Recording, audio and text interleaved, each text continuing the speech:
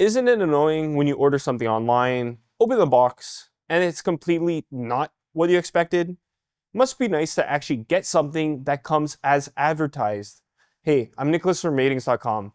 Today we're going to look at the MSI MPG 341CQPX. It's the first 240Hz ultrawide QD-OLED that we've tested, and it competes with other W and QD-OLEDs that have the same size and refresh rate, like the LG 34GS95QEB or the Gigabyte MO34WQC2. It isn't the only ultrawide QD-OLED that MSI has. There's also the MEG 342C and the MAG 341CQP, which each have a lower 175Hz refresh rate. But they're different monitors, so we really want to focus on the 341CQPX for this review. So does it come as advertised? And should you get it?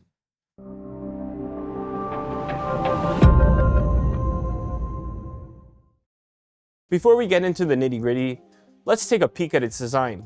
It has some gaming elements, but it isn't over the top with them.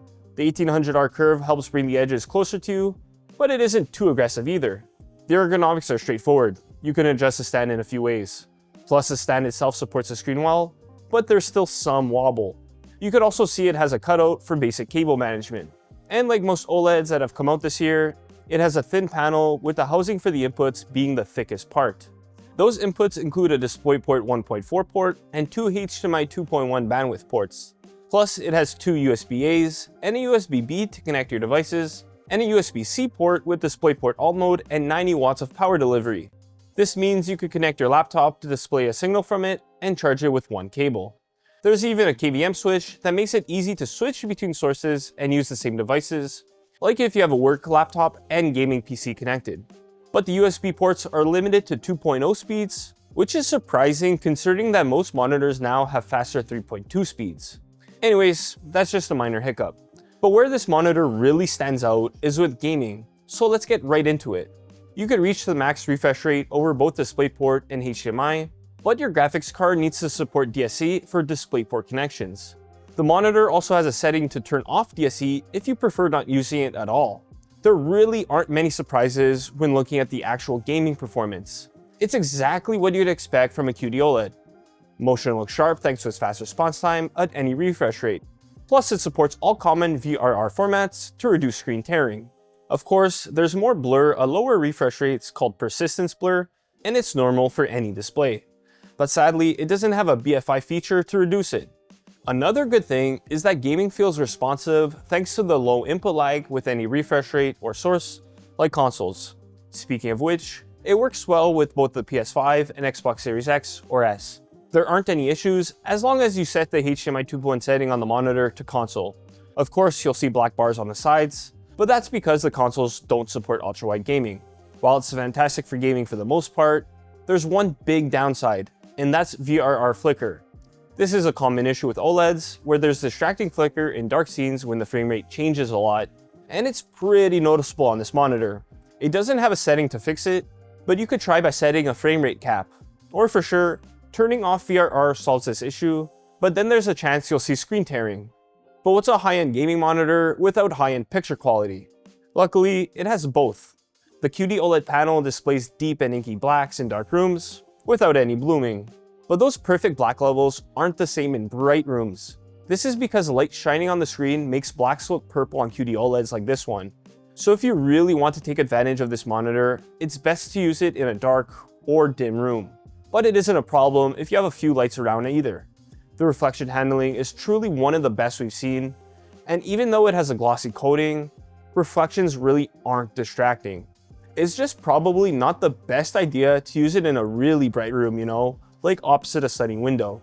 It just doesn't get bright enough in SDR to fight a ton of glare. It does get brighter in HDR though, and small highlights really pop in the Display HDR Peak 1000 nits mode. Of course, larger highlights are dimmer, but that's pretty typical with most OLEDs. It also displays most content at the brightness that the creator intended. Even colors are accurate in HDR, and it covers a wide range of both the DCI-P3 and Rec 2020 color spaces.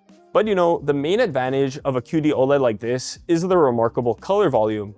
It displays both bright and dark colors really well, so images are full of vivid colors. And if you aren't going to use your monitor in HDR and you stick with SDR, you'll be happy to know it's accurate here too without any calibration. Sure, the dedicated sRGB mode isn't perfect and there are some colors that are off, but there's not too much to complain about. You just need to calibrate it for the absolute best accuracy. Before we wrap up, let's quickly talk about text clarity. It looks decent, but the drawback here is that it has a triangular RGB subpixel layout. There's some fringing around letters because of this, or even at the top or bottom edges of windows. Whether or not it bothers you changes from person to person, but it's still something that's there. And lastly, we all know about the risk of burn-in with OLEDs. It can happen with constant exposure to the same static elements over time, like if you do nothing but work on it all day. As long as you change things up, even just by gaming and watching videos, then the chances of burning in are a lot less.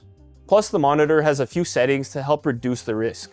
For example, there's a pixel shift setting that moves the image slowly by a few pixels at a time, so that the same pixels aren't always displaying the same thing. But you can't turn it off completely either.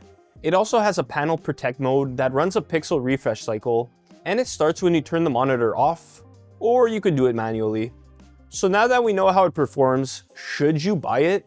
Listen, there's no question it's one of the best gaming monitors you could get. The high refresh rate, sharp motion handling, low input lag, and incredible picture quality. What else can you ask for? It really comes as advertised, and there are no surprises, which is honestly nice because a lot of monitors aren't like that. There just isn't much we can knock against it. Okay, sure, it doesn't have BFI like some other monitors. How about burn-in and VRR Flicker? That's just the trade-off of getting an OLED. So basically, if you want a 240Hz ultrawide QD-OLED, go for it. You could get it for a pretty good price too. We haven't tested other monitors with the same QD-OLED panel and specs, so we don't know how it stacks up yet. But compared to 240Hz ultrawides with a WOLED panel, it's a good alternative if you want those brighter highlights and more vivid colors. Something like the LG 34GS95QEB is almost the same for gaming, but just takes a step back in terms of picture quality. But blacks don't look purple in bright rooms like on the MSI, so it's something to consider if you have a bright gaming room. Of course, if you don't want an ultrawide screen, this monitor isn't for you. Instead, there's also the 27-inch MSI MPG 341CQPX. It's a QD OLED that has the same features as a 34-inch model with a higher refresh rate of 360Hz, and you could get it for less. Again, choosing one over the other really comes down to the size that you want. That's all for the MSI MPG 341CQPX. If you want more details on the monitor, check out our written review. The link is in the description below. Until next time, I'm Nicholas from Ratings.com, where we help you find the best product for your needs. Ciao.